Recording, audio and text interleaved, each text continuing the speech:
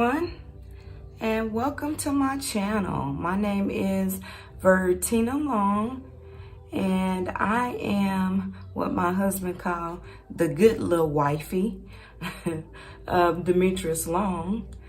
And just want to chime in this morning to kind of talk to you guys.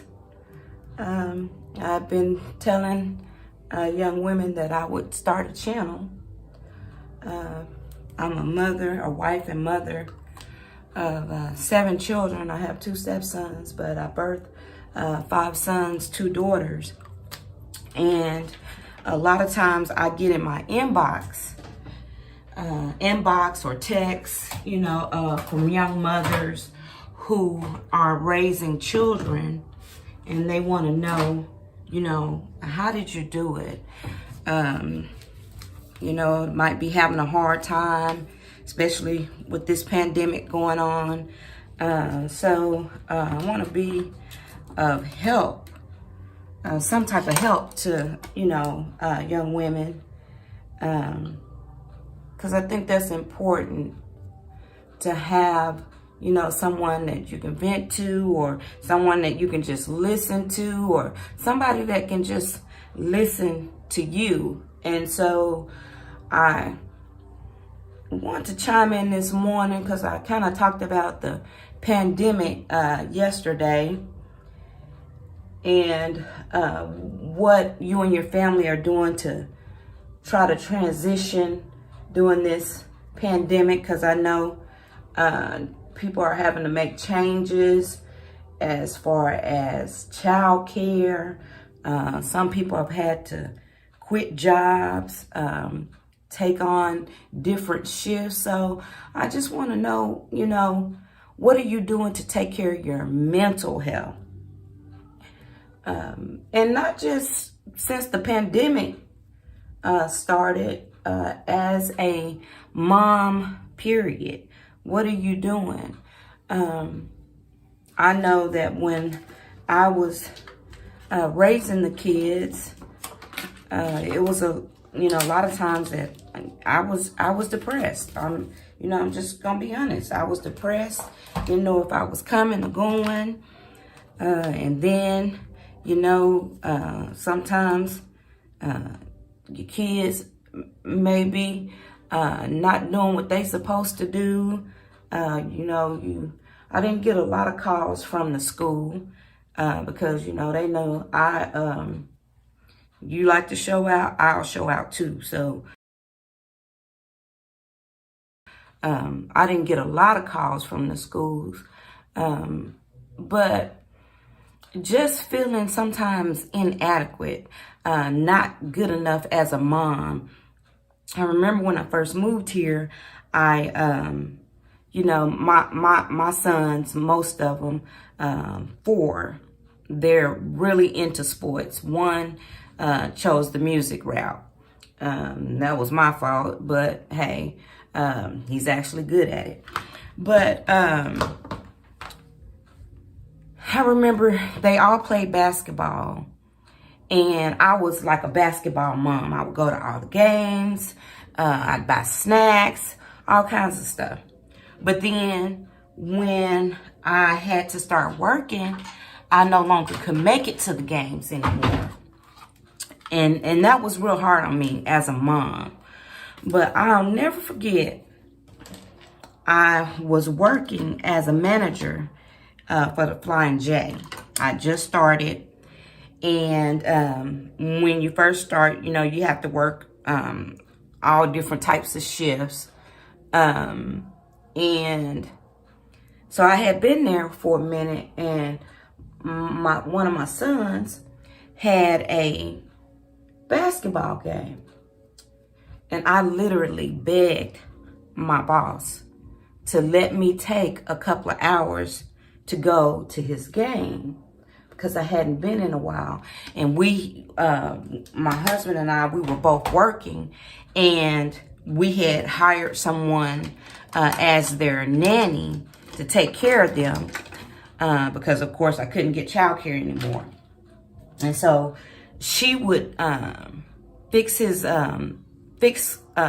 dinner for them, But when he would get out of school, right after school, he would have basketball practice. And so I allowed him to ride with this family to basketball practice every day.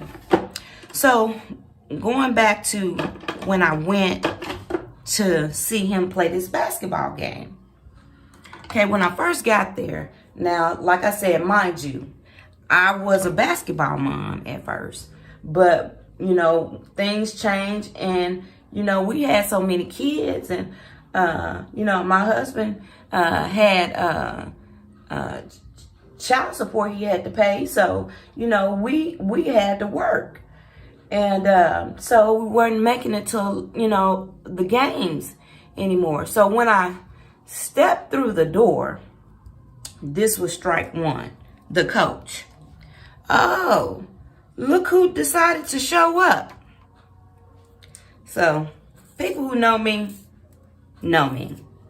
So I said, you know what? I'm not going to go there. So I said, yeah, I had to beg my boss to let me come to the game. So now I'm already feeling some type of way, because I'm already, you know, feeling, you know, like, you know, I'm failing as a mom because I'm not able to make it to basketball games because I had to work.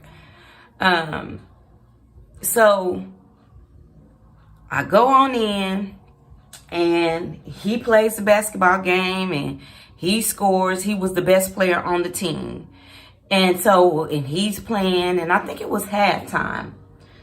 The mother of the child who he had been riding with, she comes up to where I'm sitting. And she says, hi, how you doing? I'm such and such mom. And, you know, Joshua, he rides with us. Yeah, I know. He rides with y'all to practice. Well, you know, we don't have much, but what we do have, we're willing to share with Joshua. Well, I didn't mean to even tell his name, but oh well, it's out there. Sorry, Josh. So she said, we don't mind sharing. So, you know, we don't have much. Sometimes it's just sandwiches. So is it okay if I feed him when he comes over? So I'm sitting there like, okay, yeah, that's fine. So she goes back to her seat. So now I'm sitting there like, okay, is this boy going over here making these people think we don't feed him? So now I'm steaming. All during the game, the rest of the game, I'm steaming. So the game is over with. He runs up to me and says, Mama, Lord, I'm doing this makeup and I keep breaking the pencil. Y'all bear with me. I'm trying to learn how to do makeup. And my daughter then made an appointment for me on Friday to with a makeup artist to actually learn. So she saw my video and I guess felt bad for her mama and paid for me to go take a lesson. But anyway, he runs up to me and says, Mama, did you see I scored? Yeah, I saw. Are you going to these people's house making these people think we don't feed you at home? Now, he said, yes, ma'am. To this day, he swears up and down, I tricked him. That ain't what I said. I know what I said. Whatever, Joshua. He swears up and down, that ain't what I asked him. He said, yes, ma'am. I said, go tell your coach this is your last basketball game. Since you don't know how to act when I'm not around, go tell him it's your last basketball game. And I stood there and waited until he went and told his basketball coach it was his last game. And the basketball coach looked at me and I looked at him and I said, let's go. And so my kids will tell you, I'm notorious. I don't care. I will snatch you off a basketball team. I'll snatch you off color guard. I'll snatch you out the band. I don't care. Number one was those academics. If you didn't do right in academics, I will snatch you off. I don't care. So, if that coach see me right to this day, he will not speak to me. But I got home and I told Demetrius what happened, and I was upset. I mean, I was upset because, you know, I'm not a perfect parent, but I tried. The one thing I tried to make sure is that they had a roof over their head, they had food on the table, and I tried to make sure they stayed in the same school district. If I didn't do nothing else, I tried. And so I was so upset, I called my mama. And by the time she got on the phone, I was crying. And I told her what happened. And if you know my mama, she said, girl, cut that crying out. She was like, kids do that mess. Kids go places and they make folks think they hungry and you be done just fed them. She said, you different from me. Because I'd have told that woman, yeah, you can feed them and I got 6 more. You want to feed them too? So I say that to say, it bothered me so what people thought of me as a mom, because I was trying so hard. And so that is some of the questions that I get from other, young mothers. They feel like, their best is not good enough. They feel like they are letting their kids down, but you can only do what you can only do. It's only so much you can do. You can't be in 10 places and 10 different places at 10 different times. I was upset with the coach because I felt like, before I was working, I was that parent. I was that parent that was always there. If there was an issue where y'all felt like my kids were hungry or we didn't have enough food, all that did was let me know y'all was just talking about us. Why didn't you come to me as his coach and say, hey, Bertina, I know you haven't been able to make it to any of the games. Is everything okay? We just roll different. When I was a cheerleader, I was a majorette, and my dad, he came to a lot of the games and stuff, but my mom didn't make it to a lot. In high school, she went to when I was a majorette, but in high school, she didn't make it. But not one coach ever said or ever insinuated that my parents didn't care about me. They made sure I had a ride to the game. That was their concern. They made sure I had a ride to the majorette competitions. Never insinuated that my parents weren't good parents because they knew that they had to work. So I want to know, how do y'all deal with times when you feel inadequate as a mom? It may be some dads listening. Well, what do you do when you feel like, when you go through those bouts of depression? I remember texting a member of a church that I was going to, saying that I was depressed. Their response was, God is not a God of depression. Well, I know that. That's why I'm reaching out to you.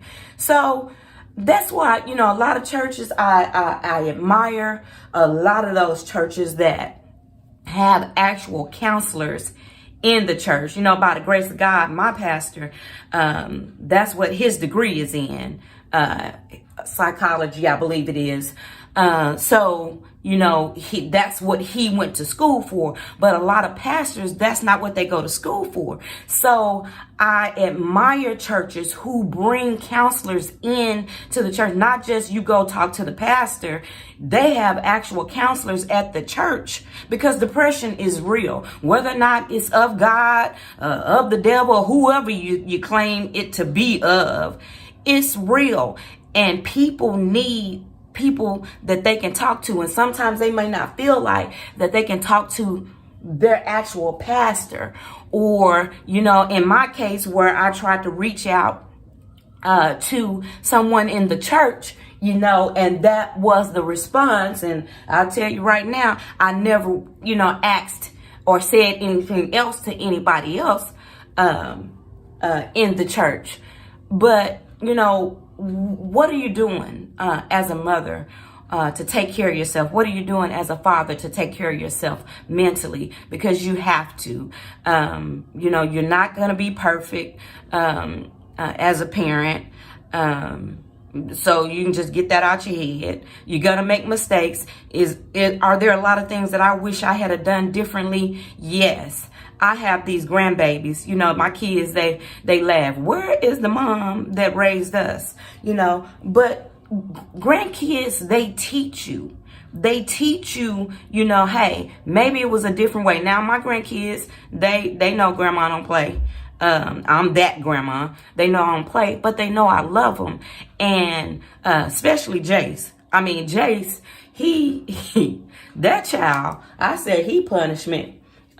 From when my kids was young, and I was talking about everybody else. You know, he's not a bad kid, but Jace, he'll test you. I mean, I remember getting him ready for school. I was already irritated because Jamari had conned me into coming picking him up from school, talking about, we on fall break. Can you come pick us up from school? And I went, picked him up from school, and then come to find out they had another day left before actual fall break. So that meant I had to get up and drive them all the way back to the east side to take them to school. Trying to get Jace ready, and he fidgeting and moving. I'm like, Jace, be still so I can put your coat on. Jace didn't even look at me. With the straight face, Grandma, I can hear you. As if to say, why you yelling? Danielle was standing in the restroom. She turned and laughed so hard and was like, to be Jace, you know, what are you yelling for? I can hear you, Grandma. It's no sense in you yelling. So I think back to times that, you know, as a mom, you know, my kids know I'll talk crazy. In a minute, I'll talk crazy right now.